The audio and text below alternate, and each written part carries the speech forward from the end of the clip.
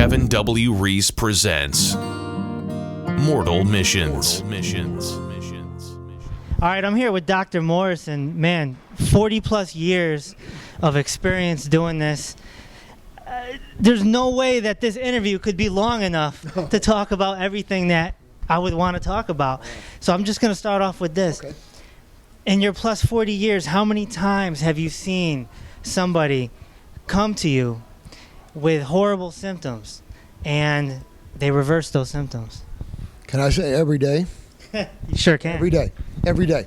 I tell you, we only lose a few, and those are those most involved where they've had the chemo, the radiations, and they just let years of that damage pile up on them. Yeah.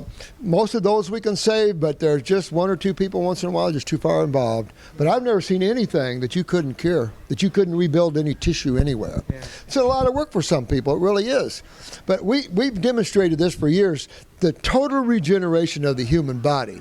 Yeah. From bringing quads out of chairs, you've seen MS people walking again, you've seen all that, and that's what we do. We go in and rebuild the human body. It's simple, everyone can learn it. It's not difficult, as you see. Yeah, absolutely. And the lymphatic system playing a huge role. Why does the mainstream not know about the lymphatic system? Why is everyone not trained in it? Why aren't we concentrating on the lymphatic system? That's a question I've looked at for a lot of years, because allopathically you would assume this is the one system they would know. Yeah. The Mayo brothers made a comment one time at the Mayo Clinic, made a comment to something to the effect that medical diagnosis or practice is only 25% accurate.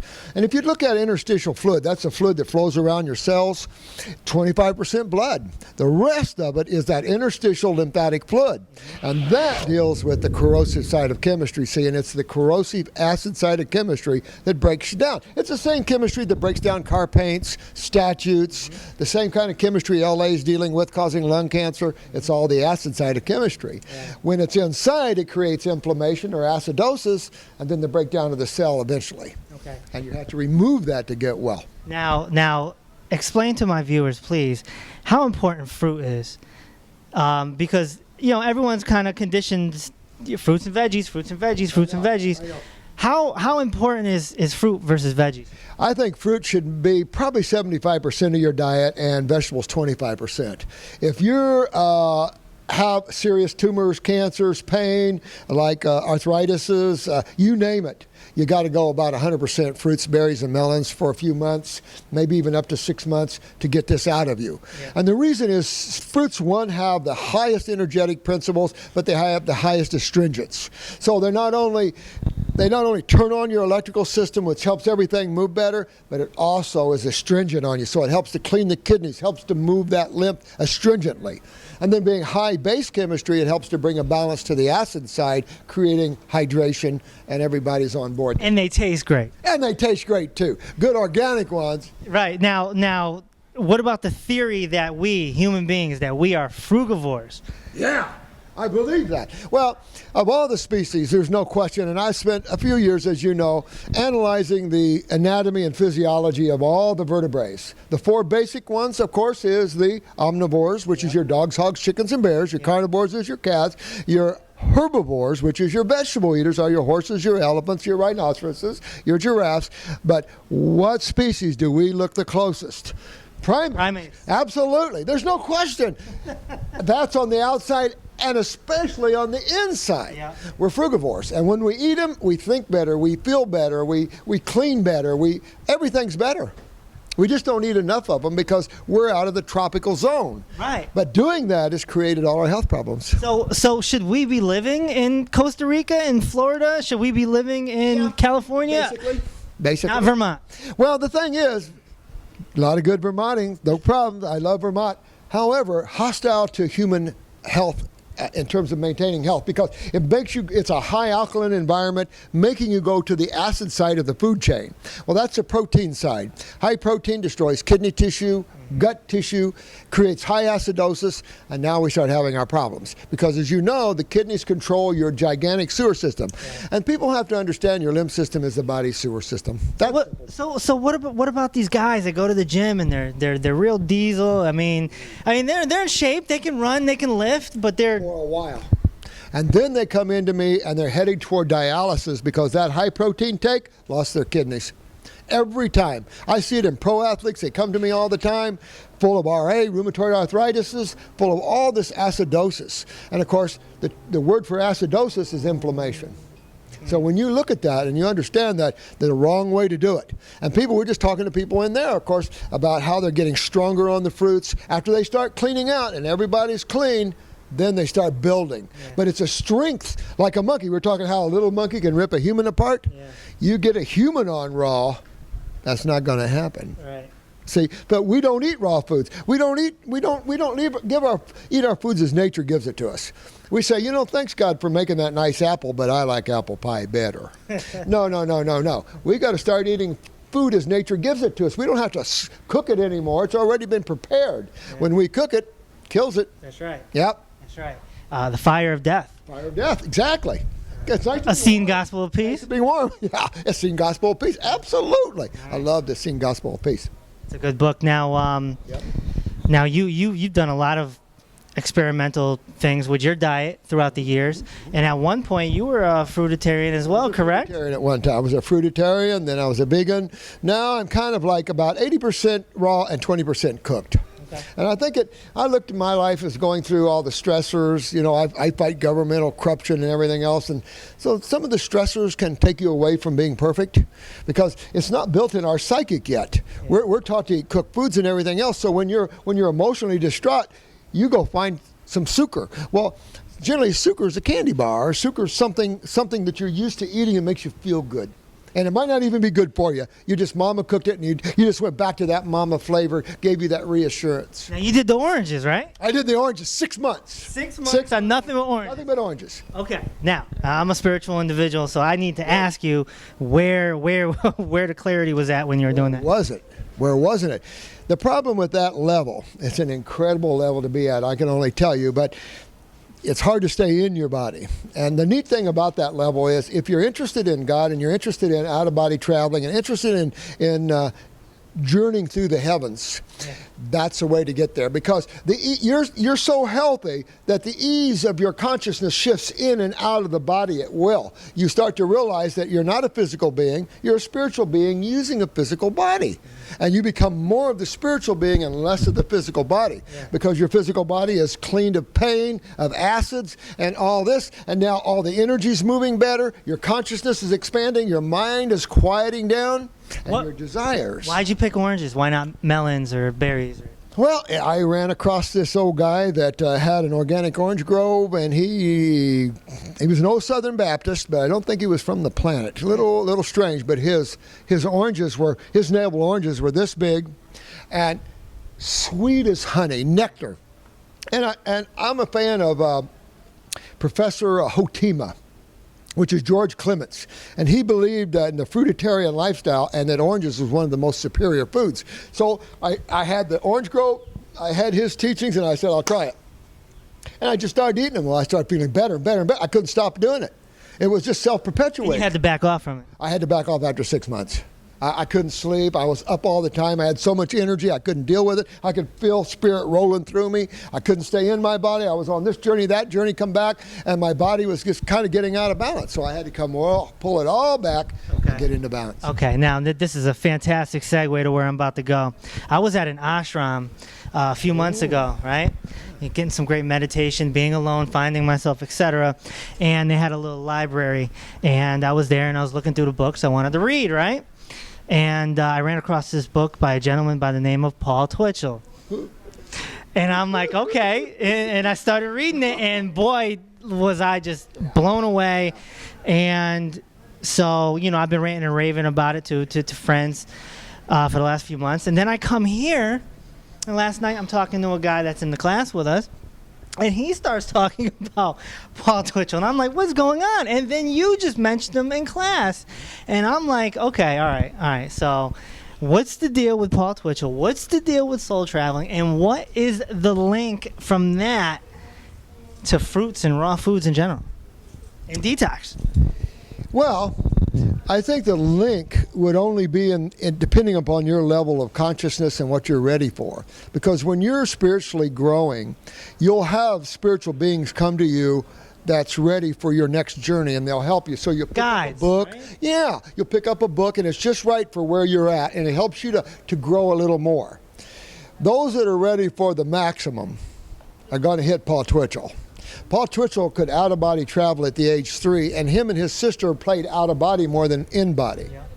And he mapped out the God worlds like no one else has ever mapped them out. And I just have a little map in there to show you, but let me tell you, the God worlds are incredible. Do you want to know what's beyond this world? Paul Twitchell laid it all out, and all the Eck Masters. And I started working with the Eck Masters. There's no more powerful masters to me on this planet than the Eck Masters, because they literally can come to you at night and pull you right out and take you to a spiritual city, take you to anywhere. Unreal. There's people watching right now. They're like, what the heck are they talking about? I know. Are you talking about the Eck Masters that walking around like us, or are you talking about the ones that, the guys that come? There's a couple still living in the physical body. Himalayas? Or? Some, okay. Some very old, but a lot of them are ascended. A lot of them are out in other worlds. So, like, it's hard for people to realize that when I'm standing here physically, I'm also standing here in 4 or 5 other bodies.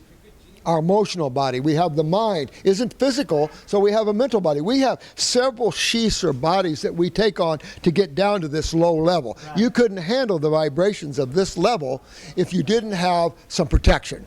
You can't put the infinite and pack it into the finite. No way. No way. So we have to step our vibration down to handle this. By eating raw, it picks your vibration up. So you start turning on these higher aspects of yourself, and you start wakening up. And as you waken up, you realize, wait a minute, I'm a spiritual being, have a physical experience, and I want to journey. I want to see what more that life has to offer besides just this place. And you can see your karma that way, right? Oh my God, you can see the Akashic records, you see all your past lives. Yeah, man. Matter of fact, one of the things the masters do is they show you all your past lives, and it's a spinner. It's like putting in a reel of tape. Okay. All right, back to this stuff. You can take a picture of somebody's eyes and see so much. So explain to the viewers what that process is. Well, there was a surgeon back in 1853 that discovered that through the fibers in the iris, you could tell the strength or weakness of the cells in your bodies, what tissues were involved, whether it's the liver or pancreas or bowels. You could see your lymphatic system, which is the sewer system of the human body, and all the pain and acids come in that system. And you could see your nervous system. You could see almost the whole body from the eyes. And it works all through the nervous system. And the nervous system is the communication network to the central nervous system of the brain. Right. So when you have a problem in your body, that problem is translated through the nervous system in full living color. And then your eyes will change to adapt to that. And we learned how to read the eyes. And this surgeon discovered the best thing an allopath has ever done was to discover iridology, because now we can look and see where you have that pain. We can see where you're suffering, and we see why you're suffering, which no CAT scan, MRI can do that in most people. You have to have a tumor before you can really see something. Wow. That's incredible stuff. Incredible to see that. Yeah. How much longer do you plan on practicing? I mean, 40 plus years is a long time. When did you start? Well, 20? Jensen was 75 years in the field, and he was a personal friend. So most of us healers will always be there at one level or another, you know. Right. I would like to retire myself. Yeah. That's why I'm training all you guys. Are you kidding? And that's another good segue, because this seems to be like kind of your mortal mission. It's like you're spawning off. I call it the ripple effect. We are. Well, we have to change the consciousness on the planet. The allopaths are out of control. They're hurting way too many people. All these babies are dying. There's no remedy for treatment-based thinkers. So we have to move from treatment-based thinking to causative thinking. Yeah. What's causing your tumors? What's causing your pain? And address that. And that's what you're learning here, is how you address the cause of your problems physically, emotionally, and mentally. And then, of course, we're throwing in that twist of how you go beyond all these into the higher planes. And why can't we use certain words? I'm a holistic health coach myself. Good. Why can't we say certain things without some governmental agency coming knocking and ripping us out of our house. Well, I think one of the things is, and this is why I said in there, you have to let go of the concept of diseases. It's a fallacy. It's a ridiculous concept. Symptoms, absolutely. And this whole consciousness of diseases. So what the medical doctors have done is, if you treat diseases, you're practicing our field without a license. So the best thing you can do is realize that's fallacy anyway. That's illusion. And that your best bet is to understand what's really causing the problem from a chemistry perspective. Actually, what's causing these problems, very simple, and how you find remedy to cure these problems. So they don't like you to touch diseases because they own that. They can have it. Let them have it. Don't treat diseases, because you'll never cure anybody, you'll never find remedy, and you'll lose the idea of what's causing my problems. Right on. So I'm a green juice guy. I'm all right with my green juice? You're all right. But good orange juice. Good orange juice, grape juice, watermelon. Get into your fruits and your berries and your melons. There's where all the flavor are. You can take a piece of, say, broccoli or a piece of lettuce, as opposed to a ripe navel orange or a good ripe watermelon. Which tastes better? So, what about the people that come knocking and say, wait, that's too much sugar. Sugar causes this and sugar causes that. What's your rebuttal to the sugar myth? The sugar myth. The sugar myth is simple, is that fruits and vegetables are simple sugar. That is the fuel that mixes with oxygen to make your cell energy. And one has to understand that our body works like a car. We have a carburetor where we pull in oxygen, and we need carbon, which is gasoline, as fuel to mix with oxygen. And that's just what we do. We mix sugar, which is carbon, and we mix that with oxygen to get our energy. That's essential. And so man's just talking, when he talks sugar, man immediately thinks of starch. And starch is too much sugar, as protein is too much amino acids. Right. We're a simple human. We don't deal with proteins well. We don't deal with starches or fats well. Right. It's what we just got through talking about in there. Simplicity is always better in the human being. All right, very cool. Dr. Morse, I really appreciate your time. How can they get a hold of you? Look up the website, Nature's Botanical Pharmacy. If you want to enjoy about 800 videos, get on YouTube, Robert Morse, ND. Kevin W. Reese.